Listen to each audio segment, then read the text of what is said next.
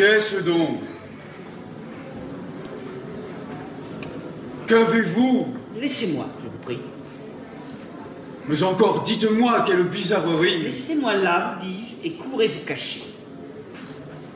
Mais on entend les gens au moins sans se fâcher. Moi, je veux me fâcher et ne veux point entendre. Dans vos brusques chagrins, je ne puis vous comprendre. Et quoi, Camille, enfin, je suis tout des premiers. Moi, votre ami, rayez cela de vos papiers. J'ai fait jusqu'ici profession de l'être, mais après ce qu'en vous, je viens de voir paraître, je vous déclare net que je ne le suis plus, et ne veux nulle place en des cœurs corrompus. Je suis donc bien coupable, Alceste, à votre compte. Allez, vous devriez mourir de pure honte. Une telle action ne saurait s'excuser, et tout homme d'honneur s'en doit scandaliser. Je vous vois accabler un homme de caresses et témoigner pour lui les dernières tendresses. De protestations, d'offres et de serments, vous chargez la fureur de vos embrassements. Et quand je vous demande après quel est cet homme, à peine pouvez-vous dire comme il se nomme. Votre chaleur pour lui tombe en vous séparant, et vous me le traitez, à moi, d'indifférent. Morbleu, c'est une chose indigne, lâche, infâme, de s'abaisser ainsi jusqu'à trahir son âme. Et si par un malheur j'en avais fait autant, je m'irais, de regret, pendre tout à l'instant. Je ne vois pas pour moi que le cas soit pendable. Et je vous supplierai d'avoir pour agréable que je me fasse un peu grâce sur votre arrêt et ne me pende pas pour cela, s'il vous plaît. Que la plaisanterie est de mauvaise grâce. Sérieusement, que voulez-vous qu'on fasse? Je veux qu'on soit sincère et qu'en homme d'honneur, on ne lâche aucun mot qui ne parte du cœur. Lorsqu'un homme vous vient embrasser avec joie, il faut bien le payer de la même menoie.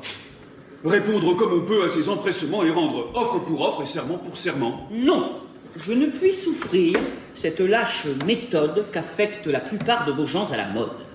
Et je ne hais rien tant que les contorsions de tous ces grands faiseurs de protestations, ces affables donneurs d'embrassades frivoles, ces obligeants diseurs d'inutiles paroles, qui de civilité avec tous font combat, et traitent du même air l'honnête homme et le phare.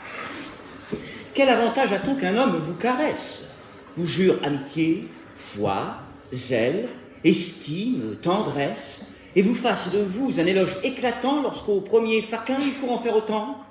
Non, non, il n'est point d'âme un peu bien située qui veuille d'une estime ainsi prostituée, et la plus glorieuse a des régals peu chers dès qu'on voit qu'on nous mêle avec tout l'univers. Sur quelque préférence, une estime se fonde, et c'est n'estimer rien qu'estimer tout le monde. Puisque vous y donnez dans ces vices du temps, morbleu, vous n'êtes pas pour être de mes gens. Je refuse d'un cœur la vaste complaisance qui ne fait de mérite aucune différence. Je veux qu'on me distingue. Et pour le trancher net, l'ami du genre humain n'est point du tout mon fait.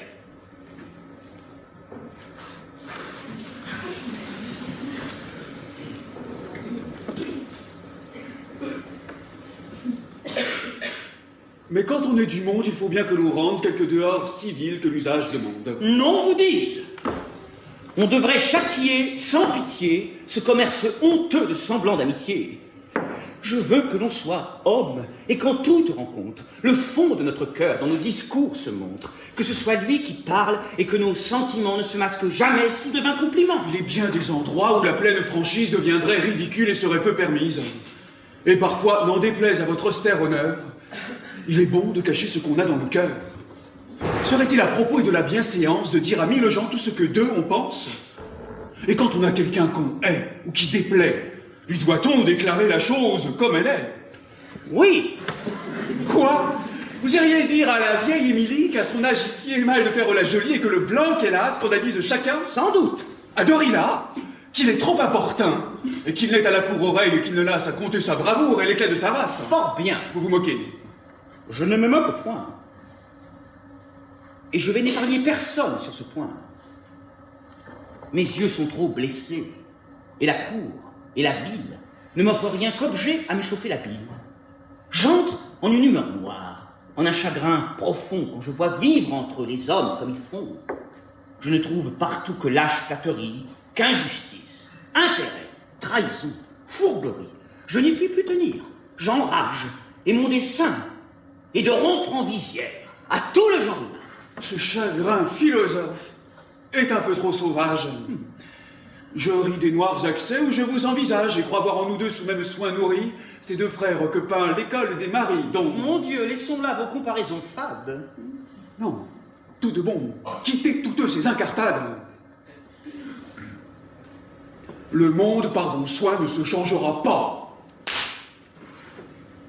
Et puisque la franchise a pour vous tant d'appât, je vous dirai tout franc que cette maladie, partout où vous allez donner la comédie, et qu'un si grand courroux contre les mœurs du temps vous tourne en ridicule auprès de bien des gens. Tant mieux, morbleu, tant mieux. C'est ce que je demande. Ce m'est un fort bon signe, et ma joie en est grande. Tous les hommes me sont à tel point odieux que je serais fâché d'être sage à leurs yeux. Vous voulez un grand mal à la nature humaine? Oui, j'ai conçu pour elle une effroyable haine. Tous les pauvres mortels, sans nulle exception, seront enveloppés dans cette aversion. Encore en est-il bien dans le siècle où nous sommes? Non, elle est générale, et je hais tous les hommes. Les uns parce qu'ils sont méchants et malfaisants, et les autres pour être aux méchants complaisants, et n'avoir pas pour eux ces haines vigoureuses que doit donner le vice aux âmes vertueuses. De cette complaisance, on voit l'injuste excès pour le franc scélérat avec qui j'ai procès. Au travers de son masque, on voit à plein le traître. Partout, il est connu pour tout ce qu'il peut être, et ses roulements d'yeux et son ton radouci n'imposent qu'à des gens qui ne sont point d'ici. On sait que ce pied plat, digne qu'on le confonde, par de sales emplois s'est poussé dans le monde, et que par eux son sort de splendeur revêtu fait gronder le mérite et rougir la vertu. Quelques titres honteux quand tout lieu on lui donne, son misérable honneur ne voit pour lui personne. Nommé le fourbe, infâme et scélérat maudit, tout le monde en convient, et nul n'y contredit. Cependant, sa grimace est partout bienvenue. On l'accueille, on lui rit, partout il s'insinue. Et s'il est par la brigue un rang à disputer, sur le plus honnête homme, on le voit l'emporter. Tête bleue. Ce ne sont de mortelles blessures de voir qu'avec le vice, on garde des mesures.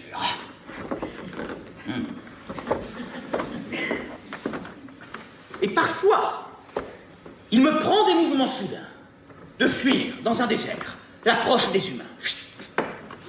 Mon Dieu, des mœurs du temps, mettons-nous moins en peine et faisons un peu grâce à la nature humaine. Ne l'examinons point dans la grande rigueur et voyons ses défauts avec quelque douceur. Il faut, parmi le monde, une vertu traitable. À force de sagesse, on peut être blâmable. La parfaite raison fuit toute extrémité et veut que l'on soit sage avec sobriété.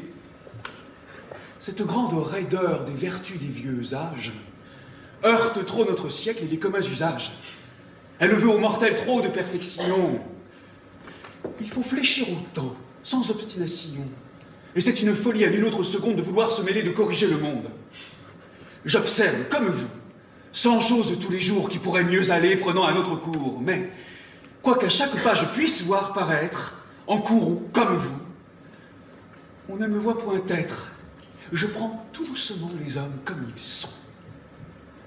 J'accoutume mon âme à souffrir ce qu'ils font. Et je crois qu'à la cour, de même qu'à la ville, mon flegme est philosophe autant que votre bile. Mais ce flegme, monsieur qui raisonne si bien, ce flegme pourra-t-il ne s'échauffer de rien? Et s'il faut, par hasard, qu'un ami vous trahisse, que pour avoir vos biens on dresse un artifice, ou qu'on tâche à semer de méchants bruits de vous, verrez-vous tout cela sans vous mettre en courroux? Oui. Je vois ces défauts dont votre âme murmure comme vices unis à l'humaine nature. Et mon esprit enfin n'est pas plus offensé de voir un homme fourbe, injuste, intéressé, que de voir des vautours affamés de carnage, des singes malfaisants et des loups pleins d'orage. Je me verrai trahir, mettre en pièces, voler sans que je sois. Morbleu, je ne veux point parler tant ce raisonnement est plein d'impertinence. Cette fois, vous ferez bien de garder le silence. Contre votre parti, éclatez un peu moins et donnez au procès une part de vos soins. Je n'en donnerai point, c'est une chose dite. Mais qui voulez-vous donc? Qui pour vous sollicite? Qui je veux, la raison, mon bon droit, l'équité. Aucun juge par vous ne sera visité. Non. Est-ce que ma cause est injuste ou douteuse? J'en demeure d'accord. Mais la brigue est fâcheuse. Non, j'ai résolu de n'en pas faire un pas. J'ai tort ou j'ai raison. Ne vous y fiez pas. Je ne remuerai point. Votre partie est forte et peut par sa cabale entraîner. Il n'importe. Vous vous tromperez. Soit. J'en veux voir le succès. Mais J'aurai le plaisir de perdre mon procès. enfin... Je verrai dans cette plaidoirie si les hommes auront assez d'effronterie, seront assez méchants, scélérats et pervers pour me faire injustice aux yeux de l'univers. Quel homme? Je voudrais, m'en coûta-t-il grand-chose pour la beauté du fait, avoir perdu ma cause. On se rirait de vous, Alceste, tout de bon, si l'on vous entendait parler de la façon. Tant pis pour qui rirait.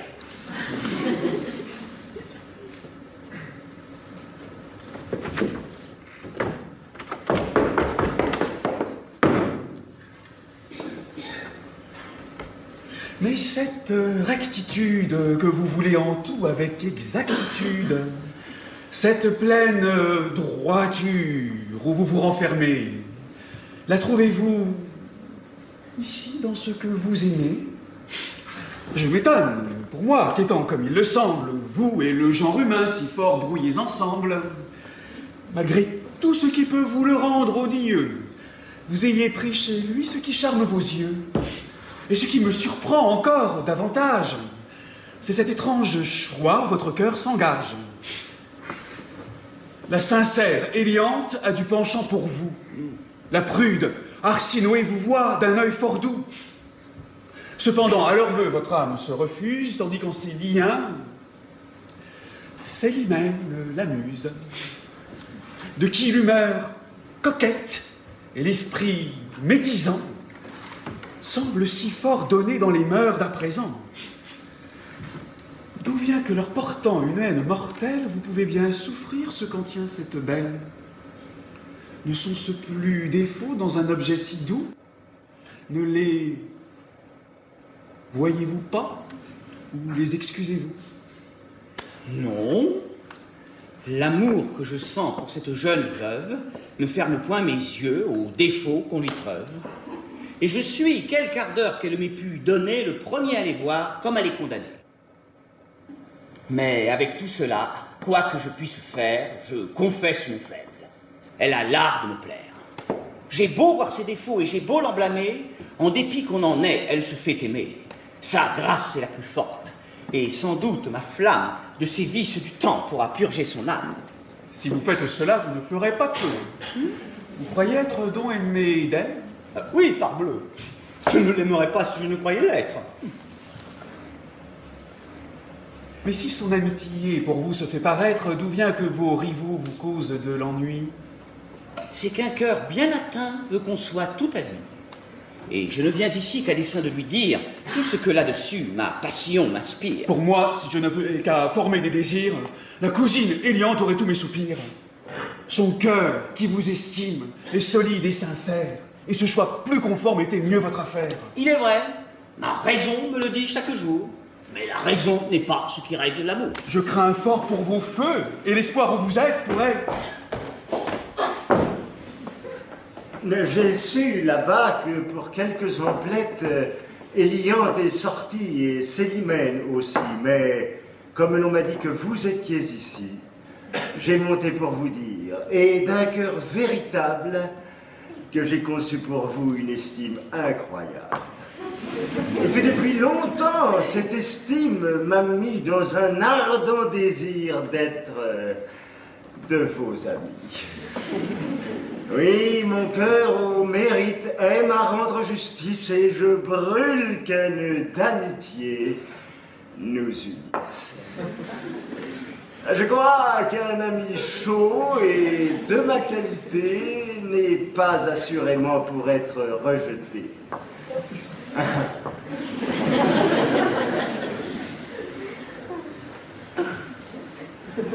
C'est à vous, s'il vous plaît, que ce discours s'adresse. À moi, monsieur? À vous. Trouvez-vous qu'il vous blesse? Non, pas. Mais la surprise est fort grande pour moi et je n'attendais pas l'honneur que je reçois. L'estime où je vous tiens ne doit point vous surprendre. Et de tout l'univers, vous la pouvez prétendre. Monsieur! L'État n'a rien qui ne soit au-dessous du mérite éclatant que l'on découvre en vous. Monsieur! Ah, de ma part, je vous tiens préférable à tout ce que j'y vois de plus considérable. Monsieur! Sois-je du ciel écrasé si je mens? Et pour vous confirmer ici mes sentiments, souffrez qu'à cœur ouvert, monsieur, je vous embrasse, et dans votre amitié, je vous demande place. Touchez-la, s'il vous plaît. Vous me la promettez, votre amitié? Monsieur! Quoi? Vous y résistez? Monsieur, c'est trop d'honneur que vous me voulez faire. Mais l'amitié demande un peu plus de mystère. Et c'est assurément profaner le nom que de vouloir le mettre à toute occasion. Avec lumière et choix, cette union veut naître. Avant que nous lier, il faut nous mieux connaître. Et nous pourrions avoir telle complexion que, tous deux, du marché, nous nous repentirions. Parbleu, c'est là-dessus parler en homme sage. Et je vous en estime encore davantage. Souffrons donc que le temps forme des nœuds si doux. Mais cependant, je m'offre entièrement à vous. S'il faut faire à la cour pour vous quelque ouverture, on sait qu'auprès du roi je fais quelques figures. Il m'écoute. Et dans tout, il en use, ma foi, le plus honnêtement du monde avec moi. Enfin, je suis à vous de toutes les manières. Et comme votre esprit a de grandes lumières, je viens pour commencer entre nous ce beau nœud, vous montrer un sonnet que j'ai fait depuis peu, et savoir s'il est bon qu'au public je l'expose. Monsieur, je suis malpropre à décider la chose, veuillez m'en dispenser. Pourquoi? J'ai le défaut d'être un peu plus sincère en cela qu'il ne faut. C'est ce que je demande. Et j'aurais lieu de plainte si, m'exposant à vous pour me parler sans feinte, vous alliez me trahir et me déguiser rien. Puisqu'il vous plaît ainsi, monsieur, je le veux.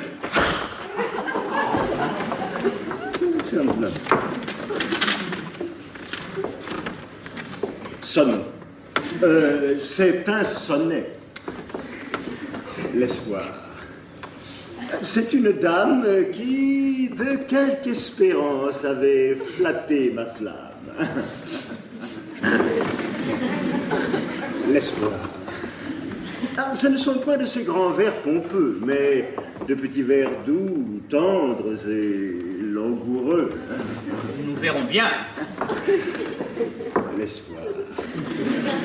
Ah, je ne sais si le style pourra vous en paraître assez net et facile, et si du choix des mots, vous vous contenterez. Nous allons voir, monsieur. Au reste, vous saurez que je n'ai demeuré qu'un quart d'heure à le faire. Voyons, monsieur, le temps ne fait rien à l'affaire. L'espoir, il est vrai, nous soulage et nous berce un temps notre ennui. Mais Phyllis, le triste avantage lorsque rien ne marche après lui. Je suis déjà charmé de ce petit morceau. Quoi? Vous avez le front de trouver cela beau? Vous eûtes de la complaisance, mais vous en deviez moins avoir et ne vous pas mettre en dépense pour ne me donner que l'espoir. Ah, contrairement galant, ces choses-là sont mises. Morbleu, vil complaisant, vous louez des sottises. S'il faut qu'une attente éternelle pousse à bout l'ardeur de mon zèle, le trépas sera mon repos. Vos soins ne m'en peuvent distraire. Belle Phyllis, on désespère, alors qu'on espère toujours. La chute en est jolie, amoureuse, admirable. La peste de ta chute, empoisonneur au diable, en eusses-tu fait une à te casser le nez? Je n'ai jamais ouï de vers si bien tourné. Morbleu. Vous me flattez, et vous croyez peut-être... Non, je ne flatte point. Et que fais-tu donc, traître? Mais pour vous, Ah, vous savez quel est notre traité? Parlez-moi, je vous prie, avec sincérité. Monsieur, cette matière est toujours délicate. Et sur le bel esprit, nous aimons qu'on nous flatte. Mais un jour, à quelqu'un dont je tairai le nom, je disais, en voyant des vers de sa façon, qu'il faut qu'un galant homme ait toujours grand empire sur les démangeaisons qui nous prennent d'écrire. Qu'il doit tenir l'abri aux grands empressements qu'on a de faire éclat de tels amusements, et que par la chaleur de montrer ses ouvrages, on s'expose à jouer de mauvais personnages. Est-ce que vous voulez me déclarer par là que j'ai tort de vouloir... Je ne dis pas cela, mais je lui disais, moi, qu'un froid écrit assomme, qu'il ne faut que ce faible à décrier un homme, et qu'eût-on, d'autre part, sans belle qualité, on regarde les gens par leur méchant côté. Mais est-ce qu'à mon sonnet vous trouvez à redire? Je ne dis pas cela, mais pour ne point écrire, je lui mettais aux yeux, comme dans notre temps, cette soif à gâter de fort honnêtes gens. Mais est-ce que j'écris mal et leur ressemblerais-je? Je ne dis pas cela, mais enfin, lui disais-je, quel besoin si pressant avez-vous de rimer et qui diantre vous pousse à vous faire imprimer? Si l'on peut pardonner l'essor d'un mauvais livre, ce n'est qu'aux malheureux qui composent pour vivre. Croyez-moi, résistez à vos tentations, dérobez au public ses occupations, et n'allez point quitter, de quoi que l'on vous somme, le nom que dans la cour vous avez donné Tom, pour prendre de la main d'un avide imprimeur celui de ridicule et misérable auteur. C'est ce que je tâchais de lui faire comprendre. Voilà qui va fort bien, et je crois vous entendre. Mais ne puis-je savoir ce que, dans mon sonnet... Franchement, il est bon à mettre au cabinet. Vous vous êtes réglé sur de méchants modèles, et vos expressions ne sont point naturelles. Qu'est-ce que nous berce un temps notre ennui, et que rien ne marche après lui. Que ne vous pas mettre en dépense pour ne me donner que l'espoir, et que, Phyllis, on désespère, alors qu'on espère toujours. Ce style figuré dont on fait vanité sort du bon caractère et de la vérité. Ce n'est que jeu de mots, qu'affectation pure, et ce n'est point ainsi que parle la nature. Le méchant goût du siècle, cela me fait peur. Nos pères, tout grossiers, l'avaient beaucoup meilleur, et je prise bien moins tout ce que l'on admire qu'une vieille chanson que je m'en vais vous dire. Si le roi m'avait donné Paris, sa grande ville, et qu'il me fallut quitter l'amour de mamie, je dirais au roi Henri, reprenez votre Paris, j'aime mieux mamie au guet, j'aime mieux mamie.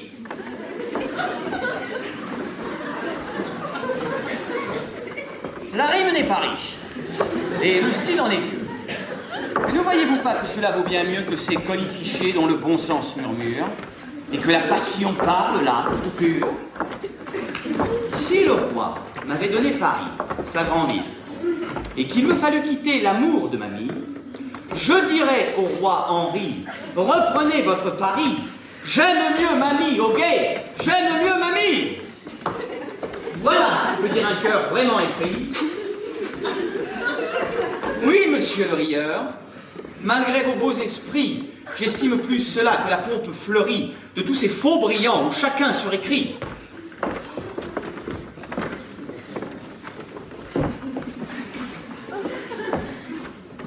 Et moi, je vous soutiens que mes vers sont fort bons. Pour les trouver ainsi, vous avez vos raisons.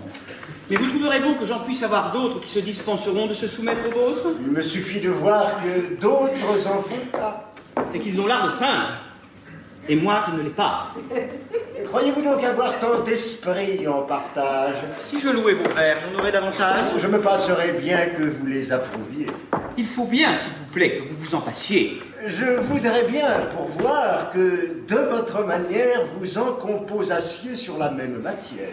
J'en pourrais par malheur faire d'aussi méchants, mais je me garderai de les montrer aux gens. Vous me parlez bien ferme, et c'est suffisant.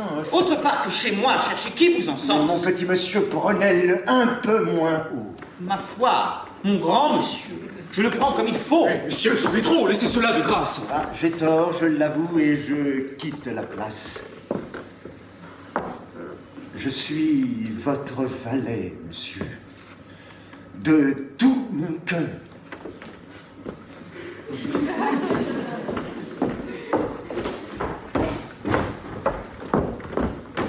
Et moi, je suis, monsieur, votre humble serviteur.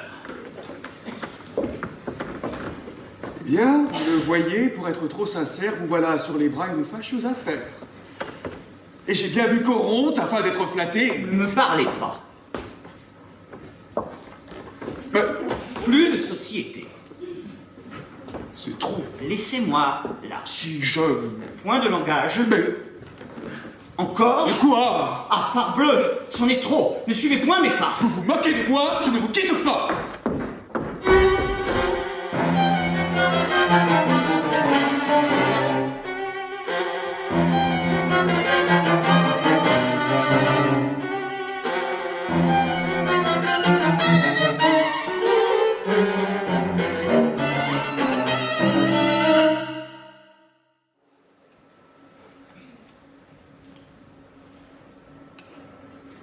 Madame, voulez-vous que je vous parle net?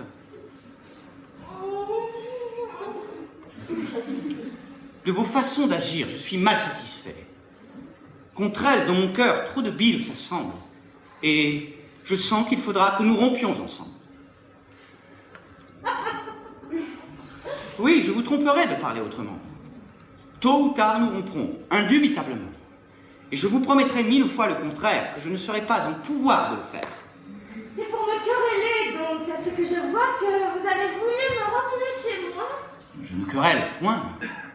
Mais votre humeur, madame, ouvre au premier venu trop d'accès dans votre âme. Vous avez trop d'amants qu'on voit vous obséder, et mon cœur de cela ne peut s'accommoder. Les amants que je fais me rendez-vous coupable?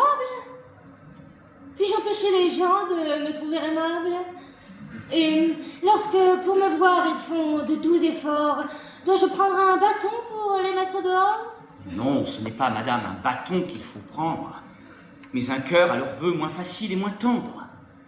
Je sais que vos appâts vous suivent en tout lieu, mais votre accueil retient ceux qu'attirent vos yeux, et sa douceur offerte à qui vous rend les armes achève sur les cœurs l'ouvrage de vos charmes. Le trop riant espoir que vous leur présentez attache autour de vous leurs assiduités, et votre complaisance, un peu moins étendue de tant de soupirants, chasserait la cohue.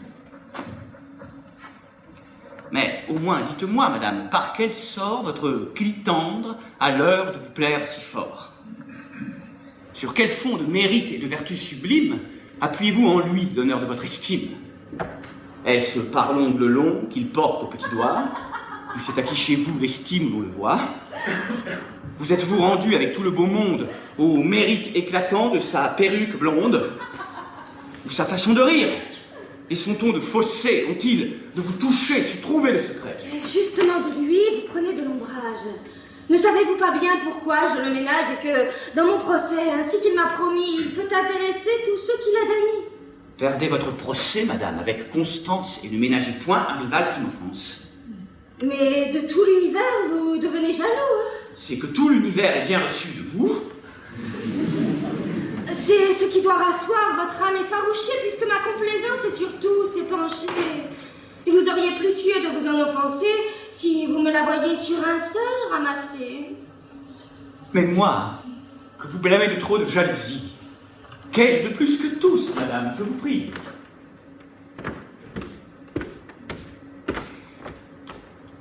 Le bonheur de savoir que vous êtes aimé. Et quel lieu de le croire, à mon cœur enflammé. Je pense qu'ayant pris le soin de vous le dire, un aveu de la sorte a de quoi vous suffire. Mais qui m'assurera que dans le même instant, vous n'en disiez peut-être aux autres tout autant? Certes, pour un amant, la fleurette est mignonne et vous me traitez là de gentille personne. Eh bien, pour vous ôter d'un semblable souci, de tout ce que j'ai dit, je me dédie ici. Et rien ne saurait plus vous tromper que vous-même. Soyez content. Morbleu, faut-il que je vous aime? Ah, que si de vos mains je rattrape mon cœur, je bénirai le ciel de ce rare bonheur. Je ne le scelle pas. Je fais tout mon possible à rompre de ce cœur d'attachement terrible. Mais mes plus grands efforts n'ont rien fait jusqu'ici. Et c'est pour mes péchés que je vous aime ainsi. Il est vrai, votre ardeur est pour moi à 100 secondes. Oui, je puis là-dessus défier tout le monde. Mon amour ne se peut concevoir. Et jamais personne n'a, madame, aimé comme je fais. En effet, la méthode en est toute nouvelle. Quand vous aimez les gens pour leur faire querelle, ce n'est qu'en mots fâcheux qu'éclate votre ardeur, et l'on n'a jamais vu un amour aussi grondeur. Mais il ne tient qu'à vous que son chagrin ne passe. À tous nos démêlés, coupons chemin, de grâce.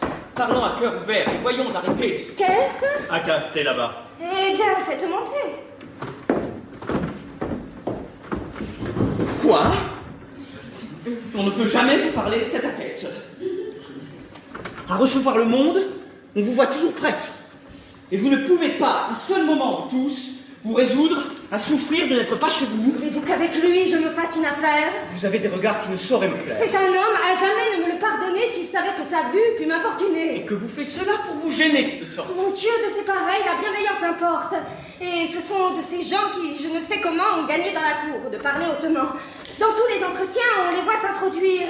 Ils ne sauraient servir, mais ils peuvent vous nuire. Et jamais, quelque appui qu'on puisse avoir ailleurs, on ne doit se brouiller avec ces grands brailleurs. Enfin, quoi qu'il en soit, et sur quoi qu'on se fonde, vous trouvez des raisons pour souffrir tout le monde. Et les précautions de votre jugement... Voici tendre, encore, madame. Juste. Où courez-vous? Je sors. Demain. Pourquoi faire?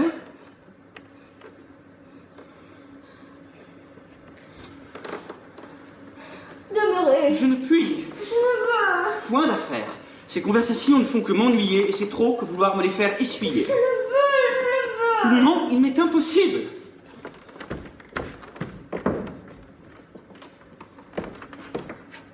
Eh bien, allez. Sortez, vous êtes tout loisible. Voici les deux marquis qui montent avec nous. Voulait-on venir dire? Oui. Des sièges pour tous.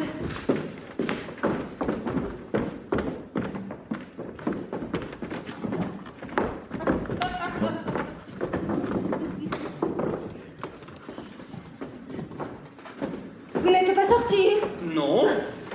Mais je veux, madame, ou pour eux, ou pour moi, faire expliquer votre âme. Taisez-vous. Aujourd'hui, vous expliquerez. Vous perdez le sens. Point. Vous vous déclarerez. Vous prendrez parti. Vous vous moquez, je pense. Non, mais vous choisirez. C'est trop de patience. Parbleu, je viens du Louvre, où Cléonte au lever, madame, a bien paru ridicule achevé. N'as-tu point quelque ami qui put, sur ses manières, d'un charitable avis lui prêter les lumières? Dans le monde à vrai dire, il se barbouille fort. Partout, il porte un air qui saute aux yeux d'abord, et lorsqu'on le revoit après un peu d'absence, on le retrouve encore plus plein d'extravagance. Parbleu, s'il faut parler de gens extravagants, je viens d'en essuyer un des plus fatigants. Damon le raisonneur, qui ne vous déplaise, 1 heure au grand soleil, tenu hors de ma chaise. C'est un parleur étrange, et qui trouve toujours l'art de ne vous rien dire avec de grands discours. Dans les propos qu'il tient, on ne voit jamais goûter, ce n'est que du bruit, que tout ce qu'on écoute. Ce début n'est pas mal. Et contre le prochain, la conversation prend un assez bon train. Timante encore, madame, est un bon caractère. C'est de la tête aux pieds un homme tout mystère, qui vous jette en passant un coup d'œil égaré et sans aucune affaire et toujours affairé. Tout ce qu'il vous débite en grimaces abonde. À force de façon, il assomme le monde. Sans cesse, il a tout bas pour rompre l'entretien, un secret à vous dire. Et ce secret n'est rien de vous. De la moindre bêtise, il fait une merveille. Et jusqu'au bonjour, il dit tout à l'oreille. Et Gérald, madame? Oh, l'ennuyeux conteur. Jamais on ne le voit sortir du grand seigneur. Dans le brillant commerce, il se mêle sans cesse et ne cite jamais que duc, prince ou prince. princesse. La qualité l'entête et tous ces entretiens ne sont que de chevaux, d'équipages et de chiens. Il tutoie en parlant ceux du plus haut étage et le nom de monsieur est chez lui hors d'usage. On dit qu'avec Bélise, il est du dernier bien. Le pauvre esprit de femme et le sec entretien. Lorsqu'elle vient me voir, je souffre le martyre. Il faut suer sans cesse à chercher que lui dire. Et la stérilité de son expression fait mourir à tout coup la conversation. Enfin, pour attaquer son stupide silence, de tous les lieux communs, vous prenez l'assistance. Le beau temps et la pluie. Et le froid et le chaud. Sont des fougues à laquelle on épuise bientôt. Cependant, sa visite assez insupportable traîne en une longueur encore épouvantable. L'on demande l'heure et l'on baille 20 fois qu'elle grouille aussi peu qu'une pièce de bois. Que vous semble, Nadras? Quel orgueil extrême! C'est un homme gonflé de l'amour de soi-même. Son mérite jamais n'est content de la cour. Contre elle, il fait métier de pester chaque jour, et l'on ne donne emploi, charge, ni bénéfice qu'à tout ce qu'il se croit ne fasse injustice. Mais le jeune Cléon, chez qui vont aujourd'hui nos plus honnêtes gens, que dites-vous de lui? Que de son cuisinier, il s'est fait un mérite et que c'est à sa table qu'il en rend visite. Il prend soin d'y servir des mets fort délicats. Oui, mais je voudrais bien qu'il ne s'y servit pas. C'est un fort méchant plat que ça sente personne et qui gâte à mon goût tous les repas qu'il donne. On fait assez de cas de son oncle, Damis. Qu'en dites-vous, madame? Il est de mes amis. Je le trouve honnête homme et d'un air assez sage. Oui. Mais il veut avoir trop d'esprit, dont j'enrage. Il est guindé sans cesse et dans tous ses propos on voit qu'il se travaille à dire de bons mots. Depuis que dans la tête il s'est mis d'être habile, rien ne touche son goût tant il est difficile. Il veut voir des défauts à tout ce qu'on écrit et pense que louer n'est pas d'un bel esprit, que c'est être savant, que trouver à redire, qu'il n'appartient qu'au sot d'admirer et de rire. Et qu'en n'approuvant rien des ouvrages du temps, il se met au-dessus de tous les autres gens. Aux conversations même, il trouve à reprendre. Ce sont propos trop bas pour y daigner descendre. Et les deux bras croisés du haut de son esprit, il regarde en pitié tout ce que chacun dit. Dieu me damne, voilà son portrait véritable. Pour bien peindre les gens, vous êtes admirable. Allons, ferme, poussez, mes bons amis de cour. Vous n'en épargnez point, et chacun à son tour. Cependant, aucun d'eux à vos yeux ne se montre pour ne vous voir en hâte aller à sa rencontre, lui présenter la main et d'un baiser flatteur appuyer les serments d'être son serviteur. Pourquoi s'en prendre à nous? Si ce qu'on dit vous blesse, il faut que le reproche à madame s'adresse. Non, morbleu, c'est à vous. Et vos rires complaisants tirent de son esprit tous ses traits médisants. Son humeur satirique est sans cesse nourrie par le coupable encens de votre flatterie. Et son cœur, à railler, trouverait moins d'appât s'il avait observé qu'on ne l'applaudit pas. C'est ainsi qu'aux flatteurs on doit partout se prendre, des vices où l'on voit les humains se répandre. Mais pourquoi pour ces gens un intérêt si grand, vous qui condamneriez ce qu'en eux on reprend? Et ne faut-il pas bien que monsieur contredise? À la commune voix, veut-on qu'il se réduise et qu'il ne fasse pas éclater en tout lieu l'esprit contrariant qu'il a reçu des cieux? Le sentiment d'autrui n'est jamais pour lui plaire. Il prend toujours en main l'opinion contraire et penserait paraître un homme du commun si l'on voyait qu'il fût de l'avis de quelqu'un. L'honneur de contredire a pour lui tant de charme qu'il prend contre lui-même assez souvent les armes. Et ses vrais sentiments sont combattus par lui aussitôt qu'il les voit dans la bouche d'autrui. Les rieurs sont pour vous, madame, c'est tout dire. Et vous pouvez pousser contre moi la satire. Mais il est véritable aussi que votre esprit, ce gendarme toujours contre tout ce qu'on dit, et que par un chagrin que lui-même il avoue, il ne saurait souffrir qu'on blâme ni qu'on loue. C'est que jamais, morbleu, les hommes n'ont raison, que le chagrin contre eux est toujours de saison, et que je vois qu'ils sont sur toutes les affaires loueurs impertinents, censeurs téméraires. Mais... Non, madame, non. dont je devrais mourir, vous avez des plaisirs que je ne puis souffrir. Et l'on a tort ici de nourrir dans votre âme ce grand attachement aux défauts qu'on y blâme. Pour moi, je ne sais pas, mais j'avouerai tout haut que j'ai cru jusqu'ici madame sans défaut. De grâces et d'attraits, je vois qu'elle est pourvue, mais les défauts qu'elle a ne frappent point ma vue. Ils frappent tous la mienne. Et loin de m'en cacher, elle sait que j'ai soin de les lui reprocher. Plus on aime quelqu'un, moins il faut qu'on le flatte. À ne rien pardonner le pur amour, et je bannirai, moi, tous ces lâches amants que je verrai soumis à tous mes sentiments, et dont, à tout propos, les molles complaisances donneraient de l'encens à mes extravagances. Enfin, s'il faut qu'à vous s'en rapporte les cœurs, on doit, pour bien aimer, renoncer aux douceurs et du parfait amour mettre l'honneur suprême à bien injurier les personnes qu'on aime. L'amour, pour l'ordinaire, est peu fait à ses lois. Et l'on voit les amants vanter toujours leur choix. Jamais leur passion n'y voit rien de blâmable. Et dans l'objet aimé, tout leur devient aimable. Ils comptent les défauts pour des perfections et savent y donner de favorables noms. La pâle est au jasmin en blancheur comparable.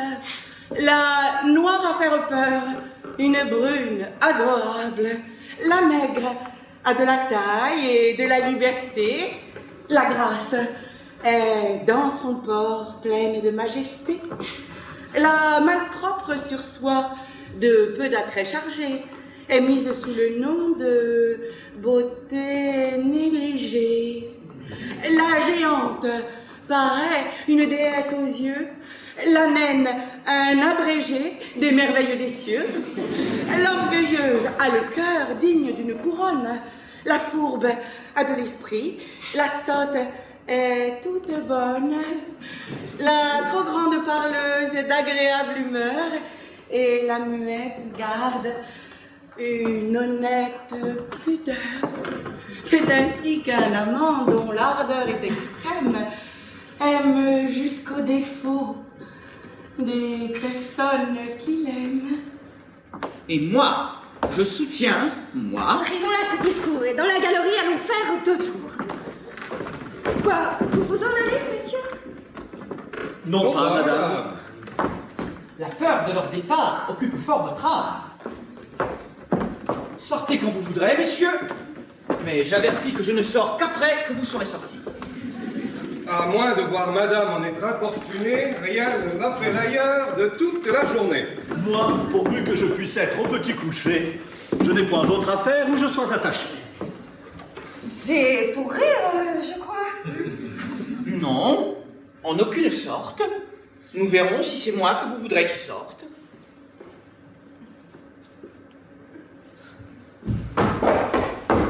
Monsieur, un homme est là qui voudrait vous parler pour affaire dit-il qu'on ne peut reculer. Dis-lui que je n'ai point d'affaires si pressées. Il porte une jaquette à grand basque plissé avec du dor dessus. Allez voir ce que c'est. Bien, faites-le entrer. Qu'est-ce donc qu'il vous plaît? Venez, monsieur. Monsieur, j'ai 2 mots à vous dire. Vous pouvez parler haut, monsieur, pour m'en instruire? Messieurs les maréchaux, dont j'ai commandement, vous demandent de venir les trouver promptement, monsieur. Qui? Moi, monsieur? Vous-même. Et pourquoi faire? C'est d'Oronte et de vous la ridicule affaire. Comment? Oronte et lui se sont tantôt bravés sur certains petits vers qu'il n'a pas approuvés. Et l'on veut assouplir la chose dans sa naissance. Moi, je n'aurai jamais de lâche complaisant. Mais il faut suivre l'ordre. Allons, disposez-vous. Quel accommodement veut-on faire entre nous? La voix de ces messieurs me condamnera-t-elle à trouver bon les vers qui font notre querelle? Je ne me dédie point de ce que j'en ai dit, je les trouve méchants. Mais d'un plus doux esprit. Je n'en démordrai point, les vers sont exécrables. Vous devez faire voir des sentiments traitables. Allons, venez. J'irai. Mais rien n'aura pouvoir de me faire dédier. Allons vous faire revoir. Or qu'un commandement exprès du roi me vienne de trouver bon les vers dont on se met en peine, je soutiendrai toujours, morbleu, qu'ils sont mauvais, et qu'un homme est pendable après les avoir faits. Par la sang bleu, monsieur, je ne croyais pas être si plaisant que je suis. Allez vite paraître où vous devez. J'y vais, madame, et sur mes pas, je reviens en ce lieu pour vider nos débats.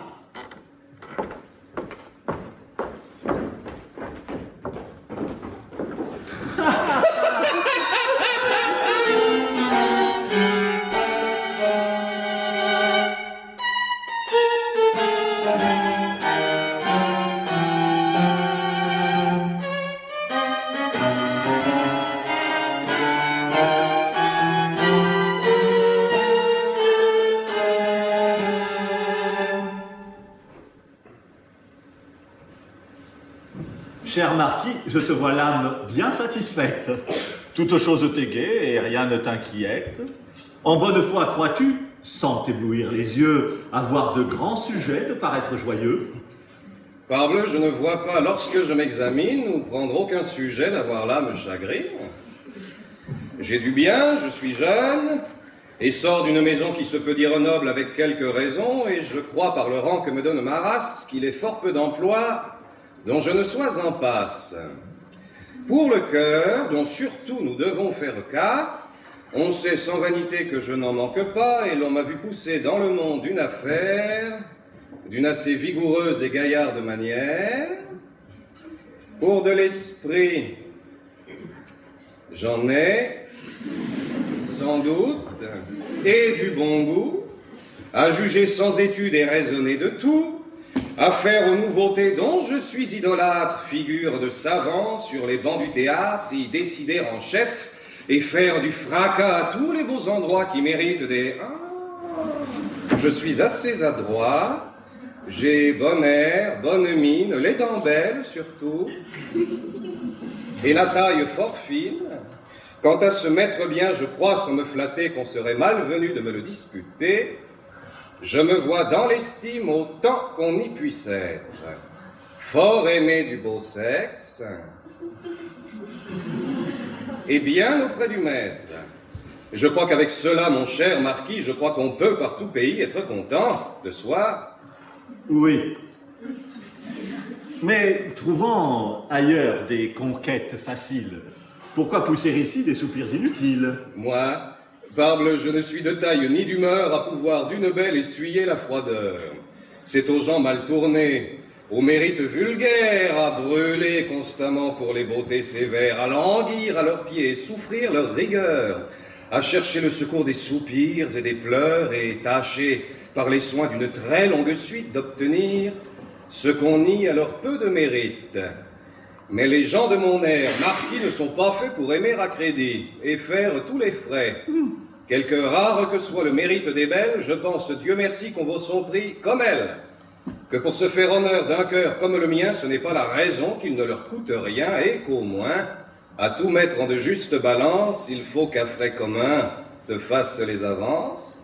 Tu penses donc, marquis, être fort bien ici? J'ai quelques lieux, marquis, de le penser ainsi. Crois-moi, détache-toi de cette erreur extrême. Tu te flattes, mon cher, et t'aveugles toi-même. Il est vrai, je me flatte et m'aveugle, en effet. Mais qui te fait juger ton bonheur si parfait? Je me flatte.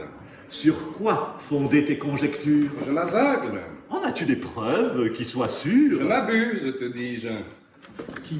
Est-ce que de ses vœux, Célimène t'a fait quelques secrets aveux? Non, je suis maltraité. Réponds-moi, je te prie. Je n'ai que des rebuts. Laissons la raillerie. Et me dis, quel espoir on peut t'avoir donné? Je suis le misérable et toi, le fortuné. On a pour ma personne une aversion grande et quelqu'un de ces jours, il faut que je me pende. Oh, ça, veux-tu, marquis, pour ajuster nos vœux, que nous tombions d'accord d'une chose, tous deux? Que qui pourra montrer une preuve certaine d'avoir meilleure part au cœur de Célimène, l'autre ici fera place au vainqueur prétendu et le délivrera d'un rival assidu. Ah, Pablo, tu me plais avec un tel langage. Et du bon de mon cœur, à cela, je m'engage. Mais chut. Encore ici? L'amour retient nos pas. Je viens d'y rentrer un carrosse là-bas. Savez-vous qui c'est? Non. Arsinoé, madame, monte ici pour vous voir. Que me veut cette femme? Eliante, là-bas, est à l'entretenir.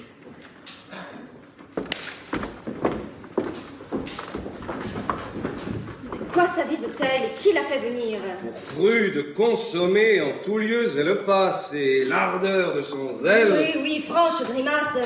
Dans l'âme, elle est du monde et ses soins tentent tout pour accrocher quelqu'un, sans en venir à bout. Elle ne saurait voir qu'avec un œil d'envie les amants déclarés dont une autre est suivie.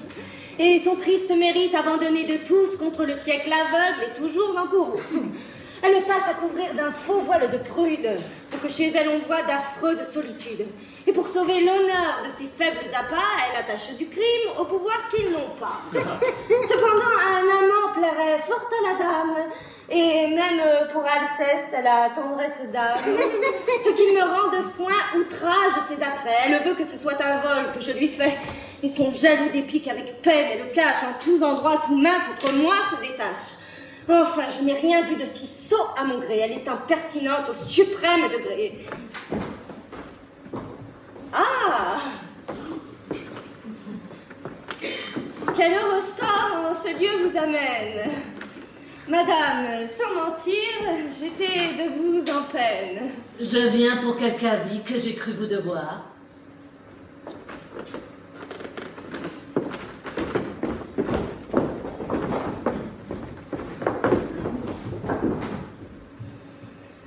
Ah, mon Dieu, que je suis contente de vous voir. Leur départ ne pouvait plus à propos se faire. Voulons-nous nous asseoir? Il n'est pas nécessaire. Madame, l'amitié doit surtout éclater aux choses qui le plus nous peuvent apporter. Et comme il n'en est point de plus grande importance que celle de l'honneur et de la bienséance, je viens, par un avis qui touche votre honneur, témoigner l'amitié que pour vous a mon cœur. Hier, j'étais chez des gens de vertu singulière, où sur vous du discours on tourne à la matière, et là, votre conduite avec ses grands éclats, madame, eut le malheur qu'on ne la loua pas.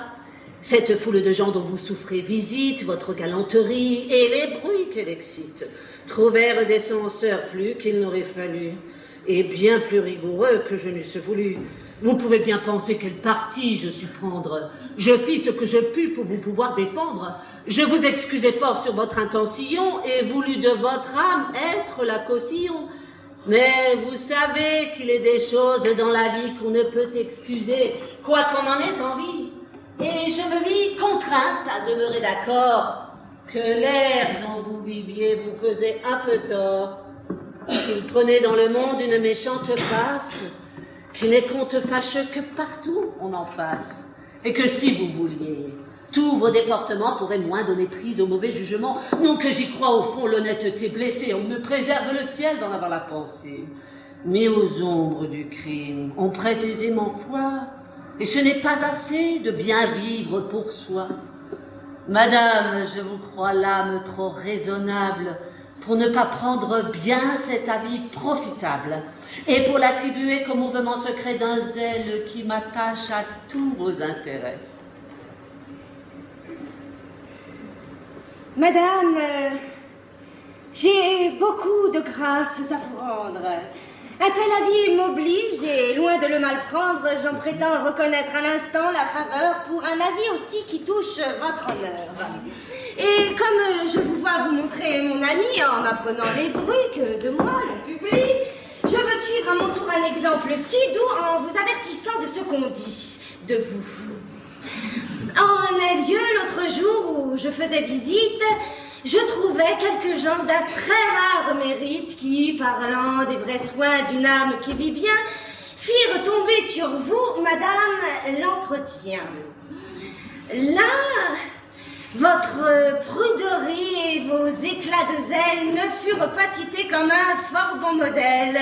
Cette affectation d'un grave extérieur, vos discours éternels de sagesse et d'honneur, vos mines et vos cris aux ombres d'indécence que d'un mot ambigu peut avoir l'innocence, cette hauteur d'estime où vous êtes debout et ces yeux de pitié que vous jetez sur tous, vos fréquentes leçons et vos aigres censures sur des choses qui sont innocentes et pures.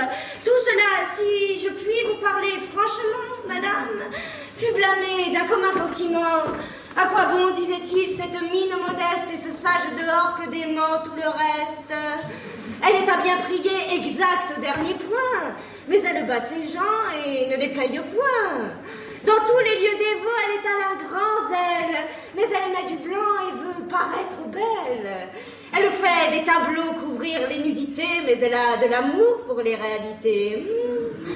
Pour moi, contre chacun, je pris votre défense et leur assurais fort que c'était médisance. Mais tous les sentiments combattirent le mien et leur conclusion fut que vous feriez bien de prendre moins de soin des actions des autres et de vous mettre un peu plus en peine des vôtres.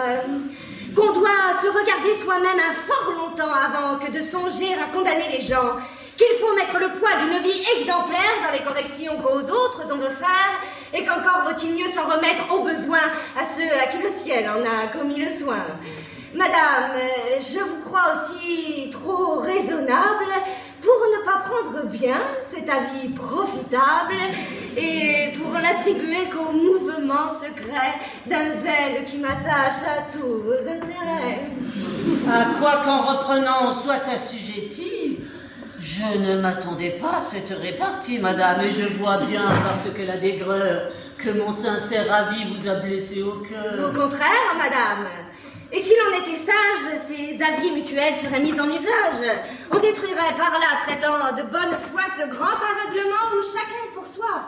Il ne tiendra qu'à vous qu'avec le même zèle, nous ne continuions cet office fidèle et ne prenions grand soin de nous dire entre nous ce que nous entendrons, vous de moi, moi de vous. Oh, madame, de vous, je ne puis rien entendre. C'est en moi que l'on peut trouver fort à reprendre. Madame, on peut, je crois, louer et blâmer tout et chacun a raison suivant l'âge ou le goût. Il est une saison pour la galanterie, il en est une aussi propre à la pruderie. On peut, par politique, en prendre le parti quand de nos jeunes ans l'éclat est amorti. Cela sert à couvrir de fâcheuses disgrâces. Je ne dis pas qu'un jour je ne suive vos traces. L'âge amènera tout, et ce n'est pas le temps, madame, comme on sait, d'être prude à 20 ans. Certes, vous vous targuez d'un bien faible avantage, et vous faites sonner terriblement votre âge. Ce que de plus que vous on en pourrait avoir n'est pas un si grand cas pour son temps prévaloir. Et je ne sais pourquoi votre âme ainsi s'emporte, madame, à me pousser de cet étrange sort. Et moi, je ne sais pas, madame, aussi pourquoi on vous voit en tout lieu vous déchaîner sur moi. Faut-il de vos chagrins sans cesse à moi vous prendre? Et puis, je mets des soins qu'on ne va pas vous rendre. Si ma personne aux gens inspire de l'amour, et si l'on continue à m'offrir chaque jour des vœux que votre cœur peut souhaiter qu'on m'ôte, je n'y saurais que faire, et ce n'est pas ma faute. Vous avez le champ libre, et je n'empêche pas que pour les attirer, vous n'ayez des appâts. Hélas, et croyez-vous que l'on se mette en peine de ce nombre d'amants dont vous faites la veine? Et qu'il ne nous soit pas fort aisé de juger à quel prix, aujourd'hui, l'on peut les engager? Pensez-vous faire croire à voir comme tout roule que votre seul mérite attire cette foule? Qu'ils ne brûlent pour vous que d'un honnête amour, et que pour vos vertus, ils vous font tous la cour? On ne s'aveugle point par de vaines défaites, le monde n'est point dupe. Mais j'en vois qui sont faites à pouvoir inspirer de tendres sentiments qui, chez elles, pourtant, ne fixent point d'amant. Et de là, nous pouvons tirer des conséquences, qu'on n'acquiert point leur cœur sans de grandes avances, qu'aucun pour nous boisonner notre soupirant, et qu'il faut acheter tous les soins qu'on nous rend. Ne vous enflammez point d'une si grande gloire pour les petits brillants d'une faible victoire, et corrigez un peu l'orgueil de vos appâts de traiter pour cela les gens de haut en bas. Si nos yeux enviaient les conquêtes des vôtres, je pense qu'on pourrait faire comme les autres, ne se point ménager et vous faire bien voir que l'on a des amants quand on en veut avoir. Ayez-en donc, madame. Et voyons cette affaire. Par ce rare secret, efforcez-vous de plaire. Disons, madame, un pareil entretien, il pousserait trop loin votre esprit et le mien.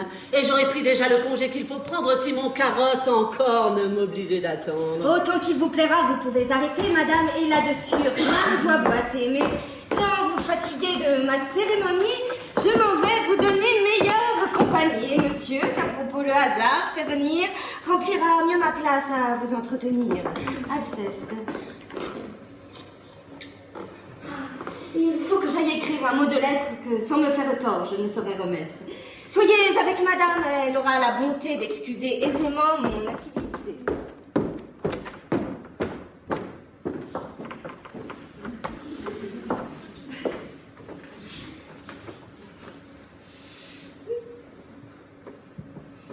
Vous voyez, elle veut que je vous entretienne, attendant un moment que mon carrosse vienne.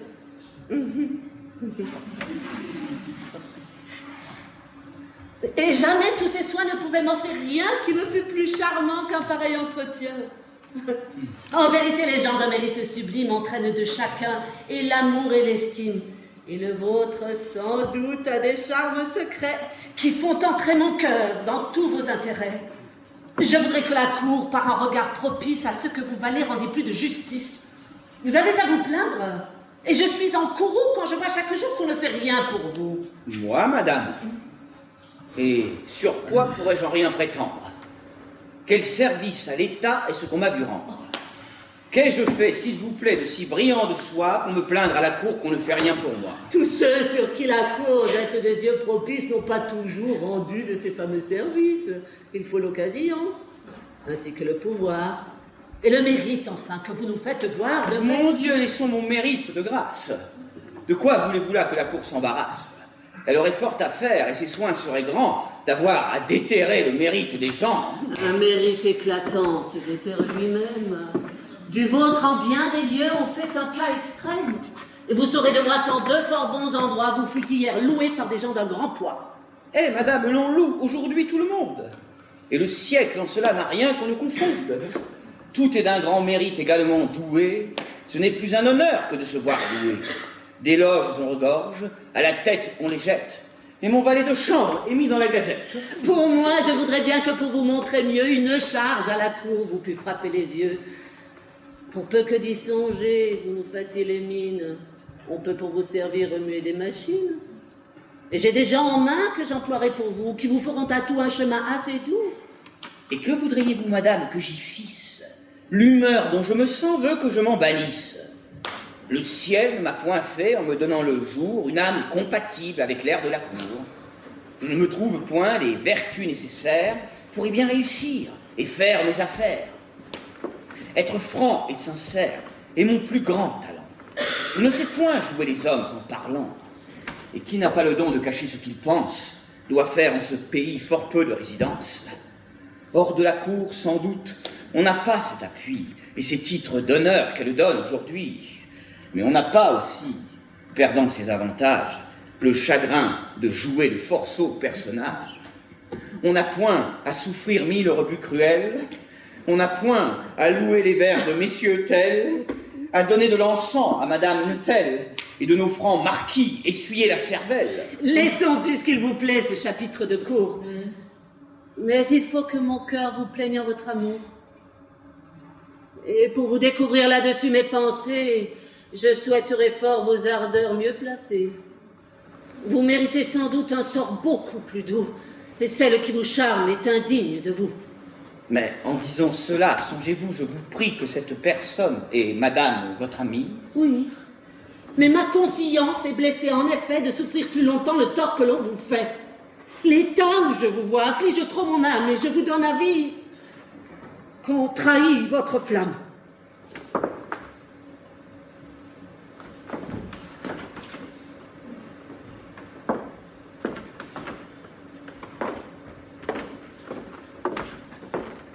C'est me montrer, madame, un tendre mouvement. Mais de pareils avis obligent un amant? Oui, toute mon amie elle est, je la nomme indigne d'asservir le cœur d'un galant homme, et le sien n'a pour vous que de feintes douceur. Cela se peut, madame. On ne voit pas les cœurs. Mais votre charité se serait bien passée de jeter dans le mien une telle pensée. Si vous ne voulez pas être désabusé, il faut ne vous rien dire, il est assez aisé. Non, mais sur ce sujet, quoi que l'on nous expose, les doutes sont fâcheux, plus que toute autre chose. Et je voudrais pour moi qu'on ne me fît savoir que ce qu'avec clarté l'on peut me faire voir. Eh bien, c'est assez dit. Et sur cette matière, vous allez recevoir une pleine lumière. Je veux que de tout, vos yeux vous fassent foi. Donnez-moi seulement la main jusque chez moi, et là, je vous ferai voir une preuve fidèle de l'infidélité du cœur de votre belle. Et si pour d'autres yeux le vôtre peut brûler, on pourra vous offrir de quoi vous consoler.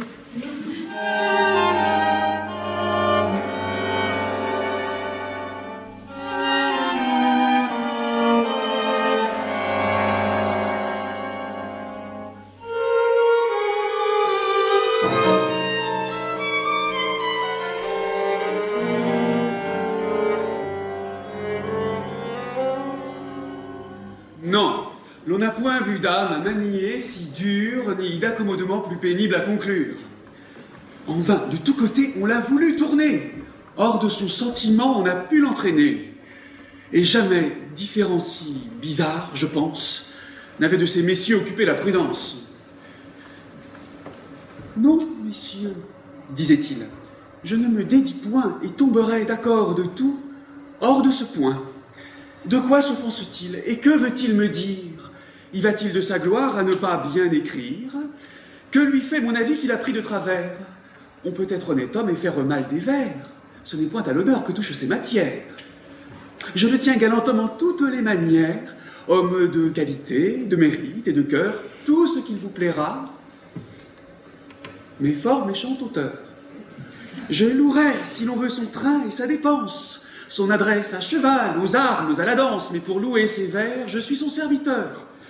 Et lorsque dans mieux faire on n'a pas le bonheur, on ne doit de rimer avoir aucune envie qu'on y soit condamné sur peine de la vie. Enfin, toute la grâce et l'accommodement où c'est avec effort plié son sentiment, c'est de dire, croyant adoucir bien son style, monsieur, je suis fâché d'être si difficile, et pour l'amour de vous, je voudrais de bon cœur avoir trouvé tantôt votre sonnet meilleur. Et dans une embrassade, on l'aura pour conclure fait vite envelopper toute la procédure. Dans ses façons d'agir, il est fort singulier. Mais j'en fais, je l'avoue, un cas particulier. Et la sincérité dans son âme se pique a quelque chose en soi de noble et d'héroïque. C'est une vertu rare au siècle d'aujourd'hui. Et je la voudrais voir partout, comme chez lui. Pour moi, plus je le vois, plus surtout je m'étonne de cette passion où son cœur s'abandonne. De l'humeur dont le ciel a voulu le former, je ne sais pas comment il s'avise d'aimer. Et je sais moins encore comment votre cousine peut être la personne où son penchant l'incline. Cela fait assez voir que l'amour dans les cœurs n'est pas toujours produit par un rapport d'humeur. Et toutes ces raisons de douce sympathie, dans cet exemple-ci, se trouvent démenties. Me croyez-vous qu'on l'aime aux choses qu'on peut voir? C'est un point qu'il n'est pas fort aisé de savoir. Comment pouvoir juger s'il est vrai qu'elle l'aime? Son cœur de ce qu'il sent n'est pas bien sur lui-même. Il aime quelquefois sans qu'il le sache bien et croit aimer aussi parfois qu'il n'en est rien. Je crois que notre ami près de cette cousine trouvera des chagrins plus qu'il ne s'imagine. Et s'il avait mon cœur, à dire vérité, il tournerait ses voeux tout d'un autre côté et par un choix plus juste, on le verrait, madame, profiter des bontés que lui montre votre âme. Pour moi, je n'en fais point de façon et je crois qu'on doit sur de tels points être de bonne foi. Je ne m'oppose point à toute sa tendresse, au contraire. Mon cœur pour elle s'intéresse. Et si c'était qu'à moi la chose pût tenir, moi-même à ce qu'il aime, on me verrait l'unir.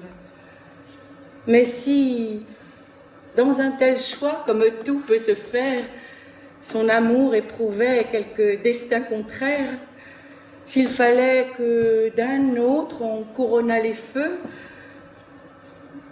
je pourrais me résoudre à recevoir ses vœux. Et le refus souffert en pareille occurrence ne m'y ferait trouver aucune répugnance.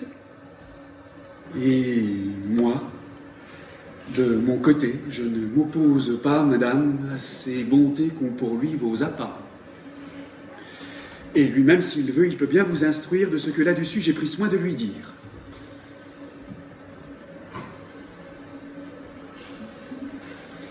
Mais si, par un hymen qui les joindrait eux deux, vous étiez hors d'état de recevoir ses vœux,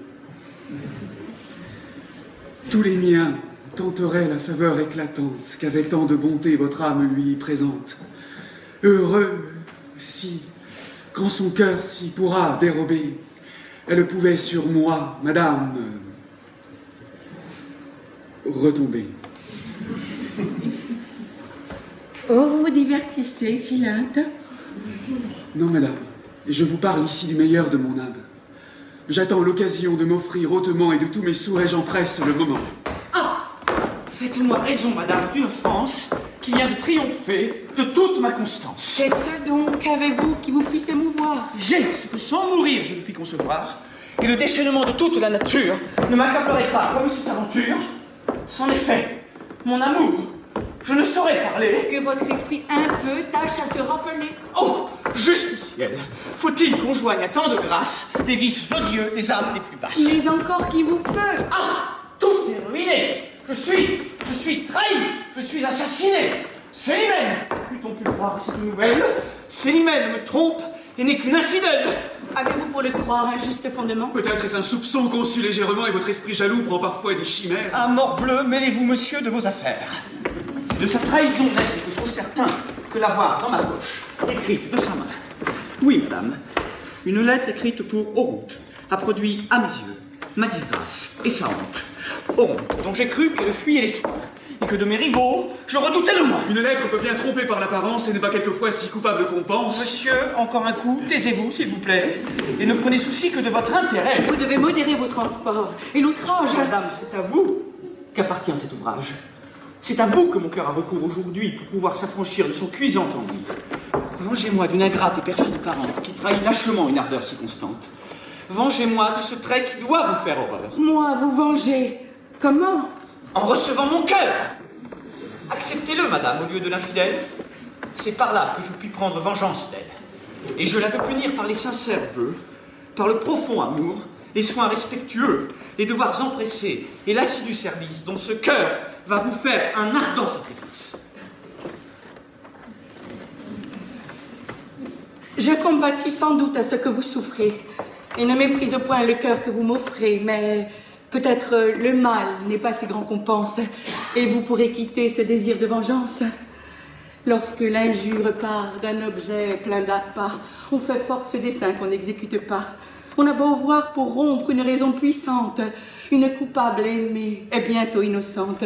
Tout le mal qu'on lui veut se dissipe aisément, et l'on sait ce que c'est qu'un courroux d'un amant. Non, non, madame, non. L'offense est trop mortelle. Il n'est point de retour.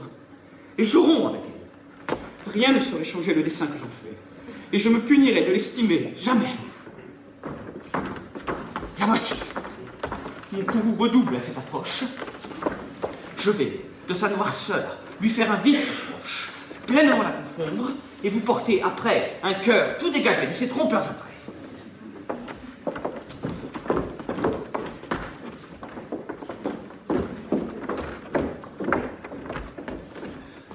Oh, ciel! De mes transports, puis-je être ici le maître? Wesh. Quel est donc le trouble où je vous vois paraître?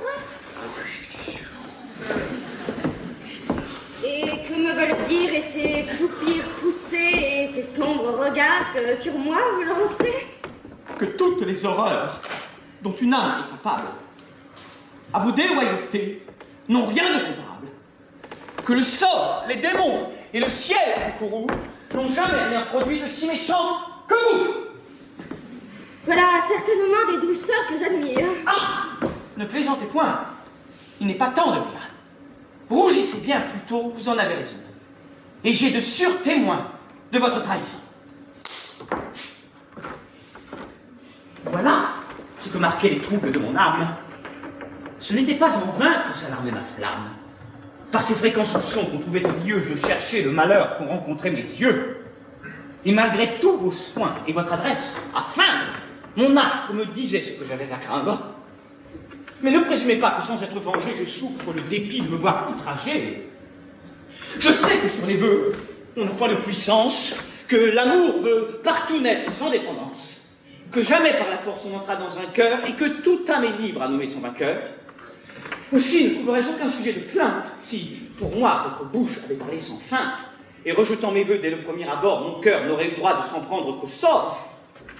Mais d'un aveu trompeur, voir ma flamme applaudie, c'est une trahison, c'est une perfidie qui ne saurait trouver de trop grand châtiment, et je puis tout permettre à mes ressentiments.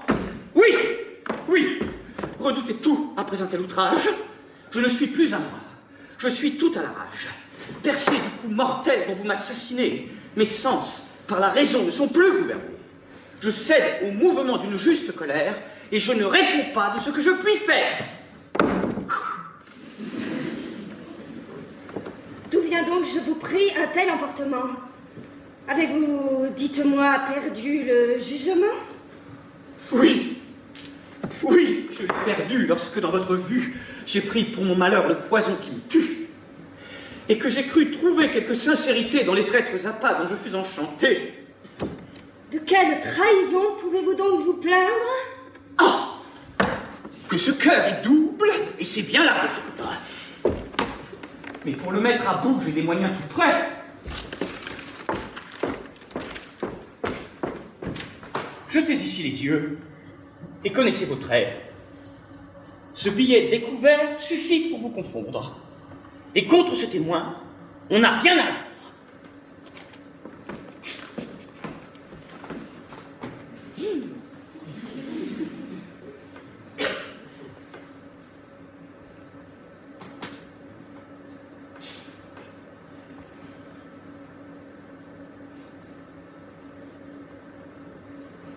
Voilà donc le sujet qui vous trouble l'esprit. Vous ne rougissez pas en voyant cet écrit? Et par quelle raison faut-il que j'en rougisse? Quoi? Vous joignez ici l'audace à l'artifice? Le désavouerez-vous pour n'avoir point de sein? Pourquoi désavouer un billet de ma main? Et vous pouvez le voir sans demeurer confuse du crime dont vers moi son style vous accuse. Vous êtes, sans mentir, un grand extravagant. Quoi? Vous bravez ainsi ce témoin convaincant. Et ce qu'il m'a fait voir de douceur pour Oronte n'a donc rien qui m'outrage et qui vous fasse honte.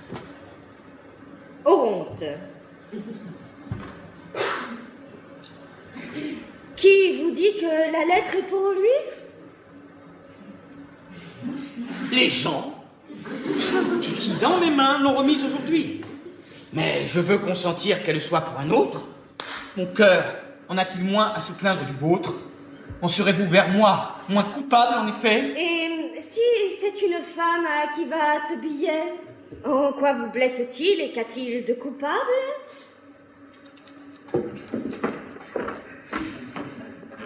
Ah! Le détour est bon. Et l'excuse admirable. Je ne m'attendais pas, je l'avoue, à ce trait. Et me voilà par là convaincu tout à fait. Osez-vous recourir à ces ruses grossières? Et croyez-vous les gens si privés de lumière? Voyons un peu par quel biais, de quel air vous voulez soutenir un mensonge si clair, et comment vous pourrez tourner pour une femme tous les mots d'un billet qui montre tant de flammes. Ajustez pour couvrir un manquement de foi ce que je m'en vais lire. Il ne me plaît pas, moi!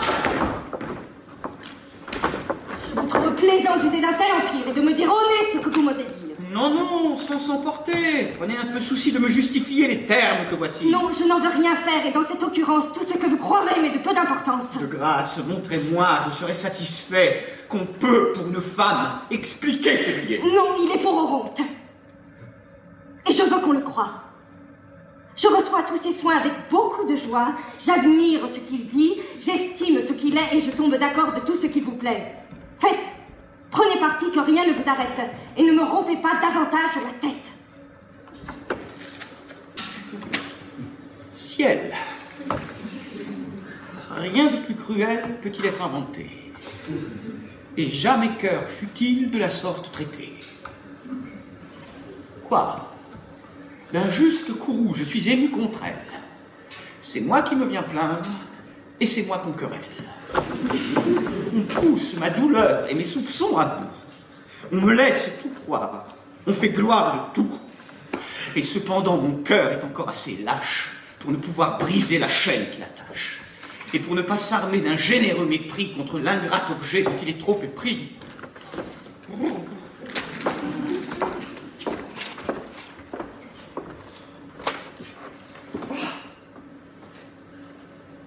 Vous savez bien ici, contre moi-même, perfide de vous servir de ma faiblesse extrême, et ménager pour vous l'excès prodigieux de ce fatal amour né de votre être yeux. Défendez-vous au moins d'un crime qui m'accable, et cessez d'affecter d'être envers moi coupable. Rendez-moi, s'il se peut, ce billet innocent. À vous prêter les mains, ma tendresse consent. Efforcez-vous ici de paraître fidèle, et je m'efforcerai, moi, de vous croire tel.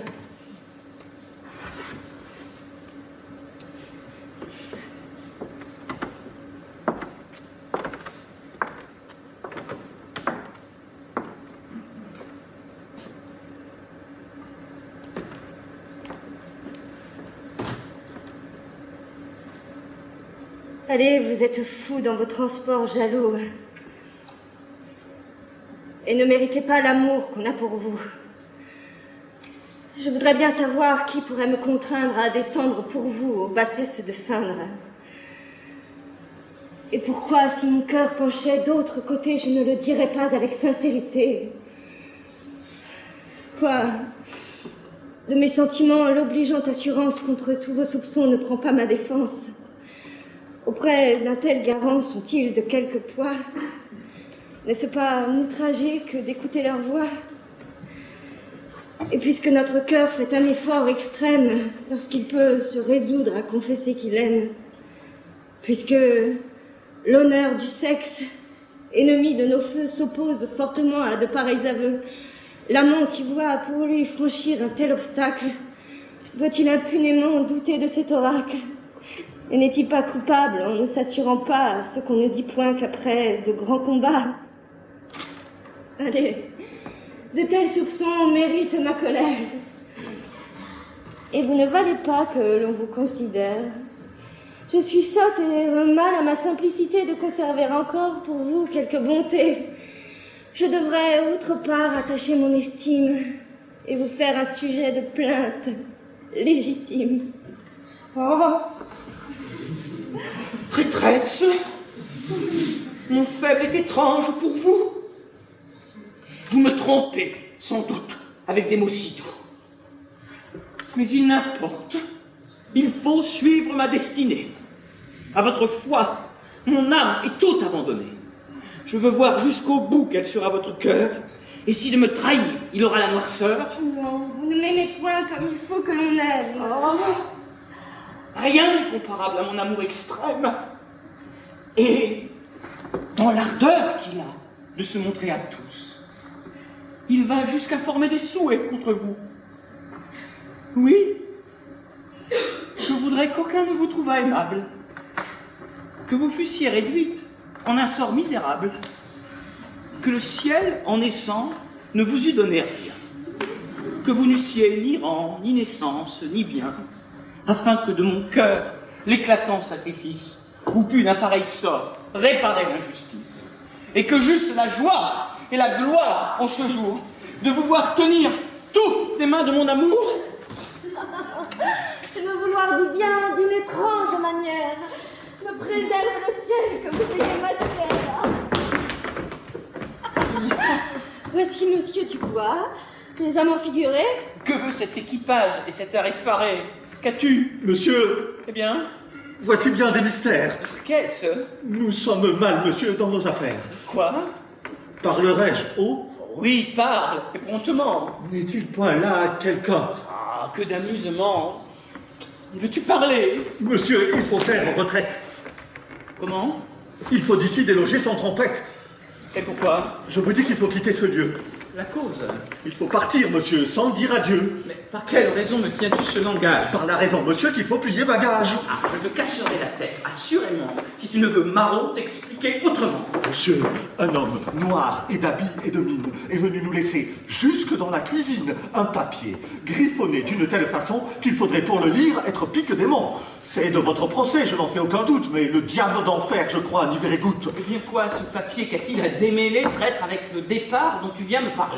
Et pour vous dire ici, monsieur, qu'une heure ensuite, un homme qui souvent vous vient rendre visite est venu vous chercher avec empressement et ne vous trouvant pas, m'a chargé doucement, sachant que je vous sers avec beaucoup de zèle, de vous dire... Attendez, comment c'est qu'il s'appelle? Laisse-la son nom, traître, et dis ce qu'il t'a dit. C'est temps de vos habits, enfin, cela suffit. Il m'a dit que d'ici, votre péril vous chasse, et que d'être arrêté, le sort vous y menace. Mais quoi, n'a-t-il voulu te rien spécifier? Non, il m'a demandé de l'encre et du papier et vous a fait un mot, où vous pourrez, je pense, du fond de ce mystère avoir la connaissance. Donne-le donc!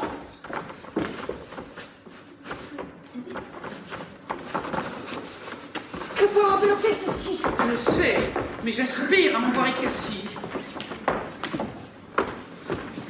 Auras-tu bientôt fait, impertinent diable? Je l'ai, monsieur, laissé sur votre table. Je ne sais que l'on vient. Ne vous emportez pas et courez démêler un pareil embarras. Il semble que le sort, quelque soin que je prenne, ait juré d'empêcher que je vous entretienne. Mais pour en triompher, souffrez à mon amour de vous revoir, madame, avant la fin du jour.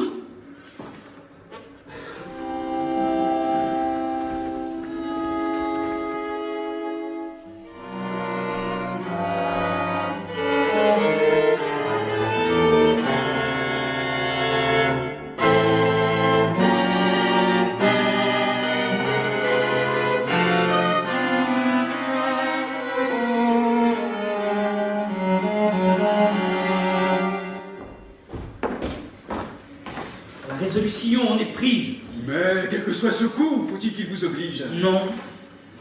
Vous avez beau faire et beau me raisonner, rien de ce que je dis ne me peut détourner.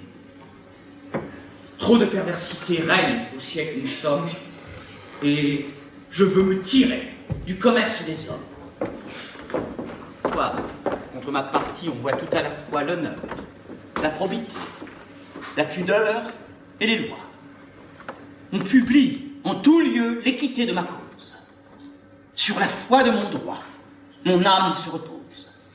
Cependant, je me vois trompé par le succès. J'ai pour moi la justice et je perds mon procès. Un traître dont on sait la scandaleuse histoire est sorti triomphant d'une fausseté noire. Toute la bonne foi cède à sa trahison. Il trouve, en m'égorgeant, moyen d'avoir raison. Le poids de sa grimace, où brille l'artifice, renverse le bon droit et tourne la justice. Il fait, par un arrêt, couronner son forfait, et non comptant encore du tort que l'on me fait, il court parmi le monde un livre abominable, et de qui la lecture est même condamnable. Un livre à mériter la dernière rigueur, dont le fourbe a le front de me faire l'auteur. Et là-dessus, on voit Oronte qui murmure et tâche méchamment d'appuyer l'imposture.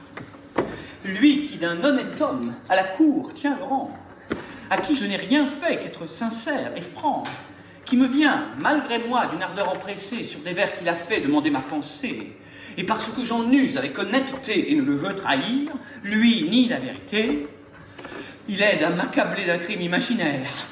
Le voilà devenu mon plus grand adversaire. Et jamais de son cœur je n'aurai de pardon pour n'avoir pas trouvé que son sonnet fut bon. Et les hommes, morbleu, sont faits de cette sorte. C'est à ces actions que la gloire les porte. Voilà la bonne foi, le zèle vertueux, la justice et l'honneur que l'on trouve chez eux. Allons, c'est trop souffrir les chagrins qu'on nous forge. Tirons-nous de ce bois et de ce coupe-gorge. Puisqu'entre humains, ainsi, vous vivez en vrai loup, traître, vous nommerez de ma vie avec vous. Je trouve un peu bien prompt le dessein où vous êtes, et tout le mal n'est pas si grand que vous le faites. Ce que votre parti ose vous imputer n'a point eu le crédit de vous faire arrêter. On voit son faux rapport lui-même se détruire, et c'est une action qui pourrait bien lui nuire. Lui, de semblable tour, il ne craint point l'éclat, il a permission d'être franc scélérat. Et loin qu'à son crédit nuise cette aventure, on l'enverra demain en meilleure posture. Enfin, il est constant qu'on n'a point trop donné au bruit que contre vous sa malice a tourné. De ce côté déjà, vous n'avez rien à craindre. Et pour votre procès, dont vous pouvez vous plaindre, il vous est en justice aisé d'y revenir. Et contre cet arrêt... Non, je veux m'y tenir. Quelque sensible tort qu'un tel arrêt me fasse, je me garderai bien de vouloir qu'on le casse. On y voit trop à plein le bon droit maltraité. Et je veux qu'il demeure à la postérité comme une marque insigne, un fameux témoignage de la méchanceté des hommes de notre âge. Ce sont 20 000 francs qu'il m'en pourra coûter, mais pour 20 000 francs, j'aurai droit de pester contre l'iniquité de la nature humaine et de nourrir pour elle une immortelle haine. Mais enfin, vos soins sont superflus. Que pouvez-vous, monsieur, me dire là-dessus? Aurez-vous bien le front de me vouloir en face excuser les horreurs de tout ce qui se passe? Non. Je tombe d'accord de tout ce qu'il vous plaît. Tout marche par cabale et par pur intérêt. Ce n'est plus que la ruse aujourd'hui qui l'emporte et les hommes devraient être faits d'autre sorte. Est-ce une raison que leur peu d'équité pour vouloir se tirer de leur société? Tous ces défauts humains nous donnent dans la vie des moyens d'exercer notre philosophie. C'est le plus bel emploi que trouve la vertu. Et si de probité tout était revêtu, si tous les cœurs étaient francs, justes et dociles, la plupart des vertus nous seraient inutiles, puisqu'on en met l'usage à pouvoir sans ennui supporter dans nos droits l'injustice d'autrui, et de même qu'un cœur d'une vertu profonde. Je sais que vous parlez, monsieur, le mieux du monde. En beaux raisonnements vous abondez, toujours, mais vous perdez le temps, et tous vos beaux discours. La raison, pour mon bien, veut que je me retire. Je n'ai point sur ma langue un assez grand empire. De ce que je dirai, je ne répondrai pas, et je me jetterai sans chose sur les bras. Laissez-moi, sans dispute, attendre Célimène. Il faut qu'elle consente au dessein qui m'amène. Je vais voir si son cœur a de l'amour pour moi. Et c'est ce moment-ci qui doit m'en faire voir. Montons chez Eliante, attendant sa venue. Non. De trop de soucis, je me sens l'âme émue. Allez-vous-en la voir. Et me laisser enfin dans ce petit coin sombre avec mon noir chagrin. C'est une compagnie étrange pour attendre. Et je vais obliger Eliante à descendre. Oui, c'est à vous de voir si, par des nœuds si doux, madame, vous voulez m'attacher tout à vous. Il me faut de votre âme une pleine assurance. Un amant là-dessus n'aime pas qu'on balance. Si l'ardeur de mes feux a pu vous émouvoir, vous ne devez point feindre à me le faire voir. Et la preuve, après tout, que je vous en demande, c'est de ne plus souffrir qu'Alceste vous prétende. De le sacrifier, madame, à mon amour, et de chez vous, enfin, le bannir dès ce jour. Mais quel sujet si grand contre lui vous irrite. Vous, à qui j'ai tant vu parler de son mérite. Madame, il ne faut point ces éclaircissements. Il s'agit de savoir quels sont vos sentiments. Choisissez, s'il vous plaît, de garder l'un ou l'autre. Ma résolution n'attend rien que la vôtre. Oui, monsieur a raison, madame. Il faut choisir. Et sa demande ici s'accorde à mon désir. Pareille ardeur me presse, même soin m'amène. Mon amour veut du vôtre une marque certaine.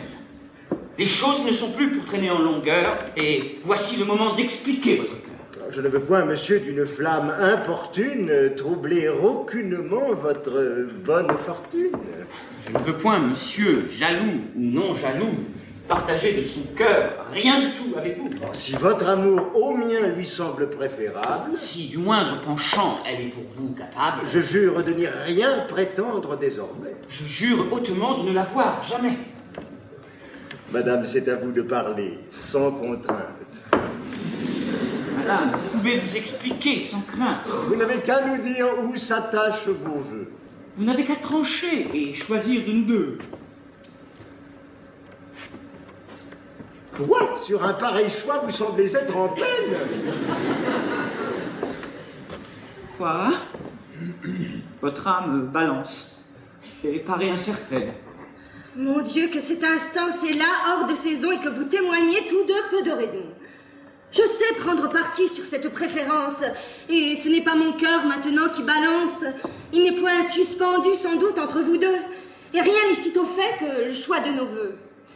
Mais je souffre, à vrai dire, une gêne trop forte à prononcer en face un aveu de la sorte. Je trouve que ces mots qui sont désobligeants ne se doivent point dire en présence des gens, qu'un cœur de son penchant donne assez de lumière sans qu'on le fasse aller jusqu'à rompre en visière, et qu'il suffit enfin que de plus doux témoins instruisent un amant du malheur de ses soins. Ah non, non, un franc aveu n'a rien que j'appréhende. J'y consens pour ma part. Et moi, je le demande. C'est son éclat, surtout qu'ici j'ose exiger. Et je ne prétends point vous voir rien ménager. Conservez tout le monde et votre grande étude, mais plus d'amusement et plus d'incertitude. Il faut vous expliquer nettement là-dessus, ou bien, pour un arrêt, je prends votre refus. Je saurai de ma part expliquer ce silence et me tiendrai pour dit tout le mal que j'en pense. Je vous sais fort bon gré, monsieur de Secours, et je lui dis ici même chose que vous. Que vous me fatiguez avec un tel caprice. Ce que vous demandez a-t-il de la justice, et ne vous dis-je pas quel motif me retient. J'aurais prendre pour juge Eliante qui vient. Je me vois, ma cousine, ici, persécutée par des gens dont l'humeur il paraît concertée. Ils veulent l'un et l'autre avec même chaleur que je prononce entre eux le choix que fait mon cœur et que par un arrêt qu'en face il me faut rendre, je défende à l'un d'eux tous les soins qu'il peut prendre. Dites-moi si jamais cela se fait ainsi.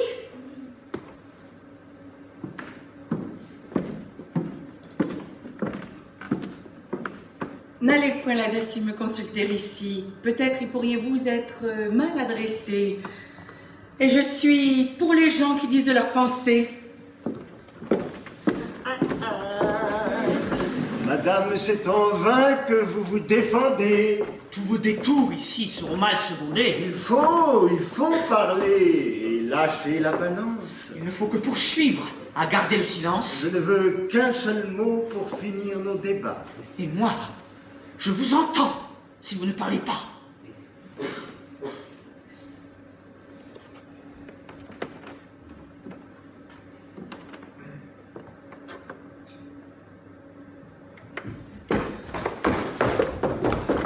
Madame, nous venons tous deux, sans vous déplaire, éclaircir avec vous une petite affaire. Fort à propos, messieurs, vous vous trouvez ici et vous êtes mêlés dans cette affaire aussi.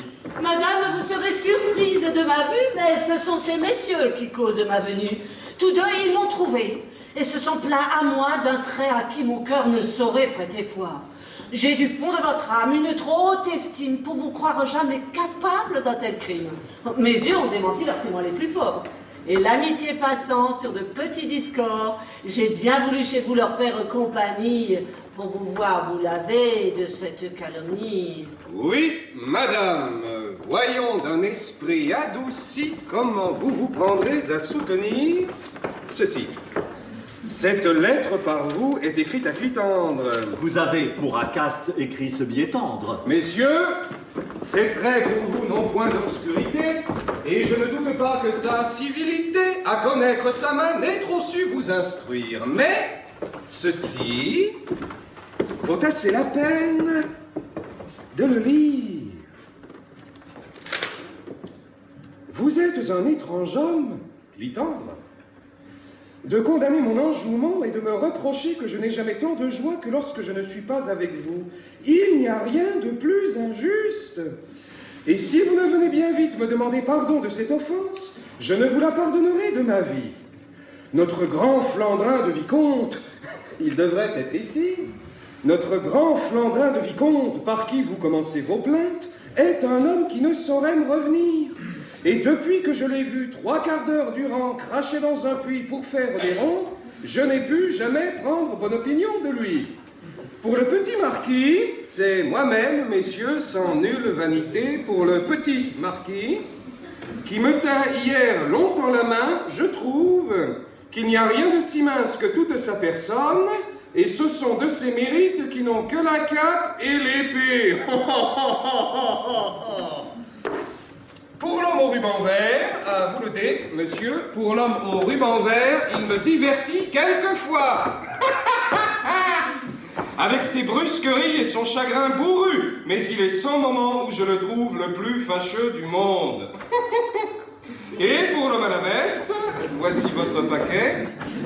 Et pour l'homme à la veste qui s'est jeté dans le bel esprit et veut être auteur malgré tout le monde, je ne puis me donner la peine d'écouter ce qu'il dit et sa prose me fatigue, autant que ses vers.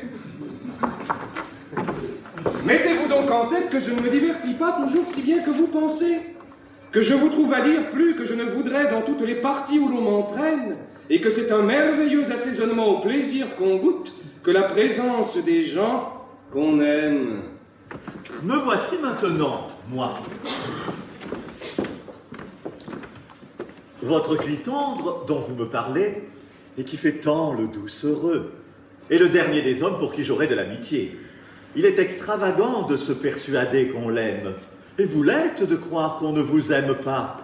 Changez pour être raisonnable vos sentiments contre les siens, et voyez-moi le plus que vous pourrez pour m'aider à porter le chagrin d'en être obsédé. D'un fort beau caractère, en voilà le modèle, madame. Et vous savez comment cela s'appelle? Il suffit. Nous allons l'un et l'autre en tout lieu montrer de votre cœur le portrait glorieux. J'aurai de quoi vous dire, et belle est la matière. Mais je ne vous tiens pas digne de ma colère, et je vous ferai voir que les petits marquis ont pour se consoler des cœurs de plus haut prix.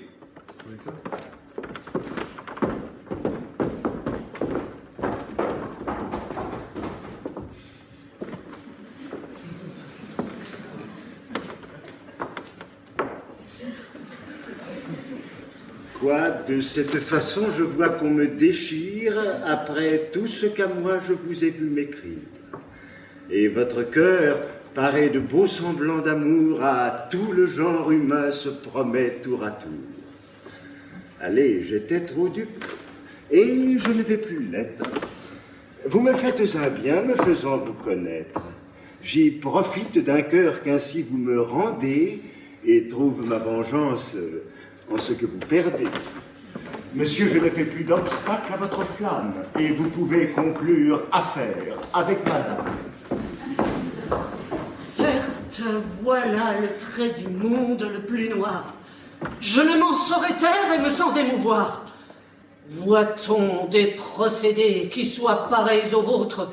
Je ne prends point de part aux intérêts des autres, mais monsieur, que chez vous fixait votre bonheur, un homme comme lui, de mérite et d'honneur, et qui vous chérissait avec idolâtrie, devait-il... Laissez-moi, madame, je vous prie, vider mes intérêts moi-même là-dessus, et ne vous chargez point de ces soins superflus. Mon cœur a beau vous voir prendre ici sa querelle, il n'est point en état de payer ce grand zèle. Et ce n'est pas à vous que je pourrais songer, si par un autre choix, je cherche à me venger. Voyez-vous, monsieur, qu'on ait cette pensée, et que de vous avoir en soit tant empressé? Je vous trouve un esprit bien plein de vanité si de cette créance il peut s'être flatté. Le rebut de madame est une marchandise dont on aurait grand tort d'être si fort éprise. Détrompez-vous de grâce et portez-le moins haut. Ce ne sont pas des gens comme moi qu'il vous faut. Vous ferez bien encore de soupirer pour elle. Et je brûle de voir une union si belle.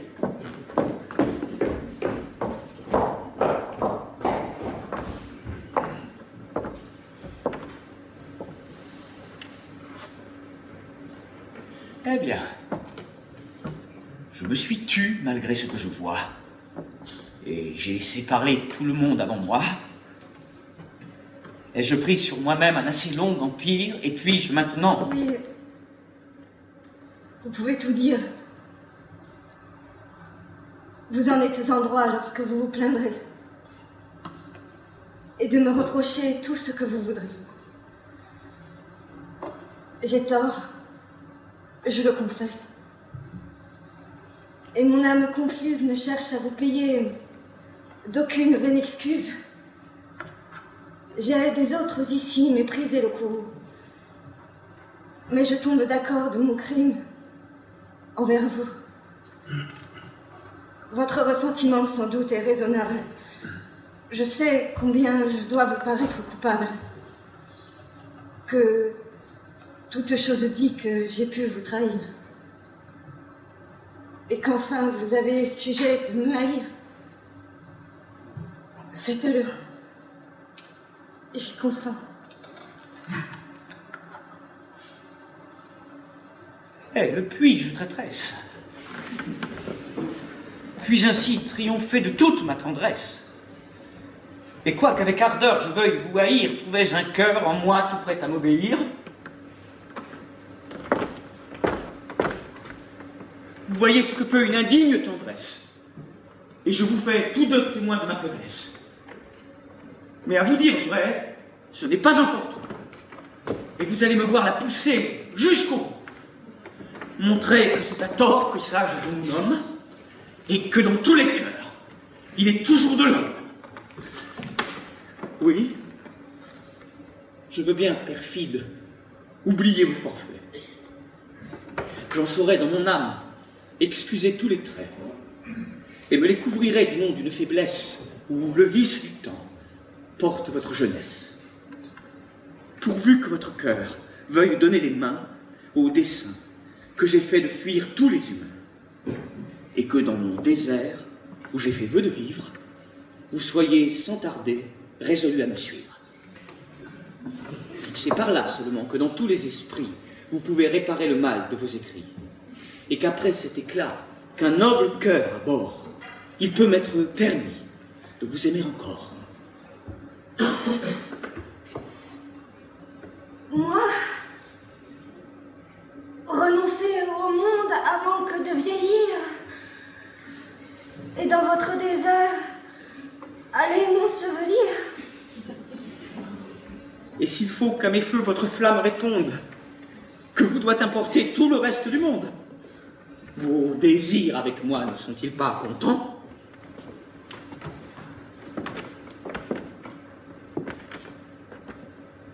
La solitude effraie une âme de 20 ans. Je ne sens pas la mienne assez grande, assez forte pour me résoudre à prendre un dessein de la sorte. Si le don de ma main peut contenter vos vœux, je pourrais me résoudre à serrer de tels nœuds. Élimène... Non. Mon cœur à présent vous déteste. Et ce refus lui seul fait plus que tout le reste. Puisque vous n'êtes point en des liens si doux pour trouver tout en moi, comme moi tout en vous, allez, je vous refuse. Et ce sensible outrage de vos indignes fers pour jamais me dégage.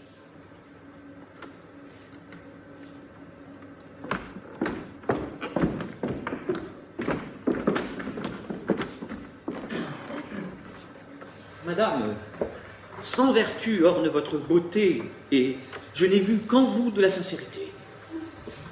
De vous, depuis longtemps, je fais un cas extrême, mais laissez-moi toujours vous estimer de même. Et souffrez que mon cœur, dans ces troubles divers, ne se présente point à l'honneur de vos fers. Je m'en sens trop indigne, et commence à connaître que le ciel, pour ce nœud, ne m'avait point fait naître, que ce serait pour vous un hommage trop bas que le rebut d'un cœur qui ne vous valait pas, et qu'enfin... Vous pouvez suivre cette pensée. Ma main de se donner n'est pas embarrassée. Et voilà votre ami, sans trop m'inquiéter, qui, si je l'en priais, la pourrait accepter. Ah. Cet honneur, madame, et toute mon envie, j'y sacrifierais mon sang et ma vie. Puissiez-vous, pour goûter de vrai contentement, l'un pour l'autre, à jamais garder ses sentiments. Trahi de toutes parts, accablé d'injustice, je vais sortir d'un gouffre où triomphent les vices et chercher sur la terre un endroit écarté où d'être homme d'honneur on ait la liberté. Allons, madame, allons employer toute chose pour rompre le dessein que son cœur se propose.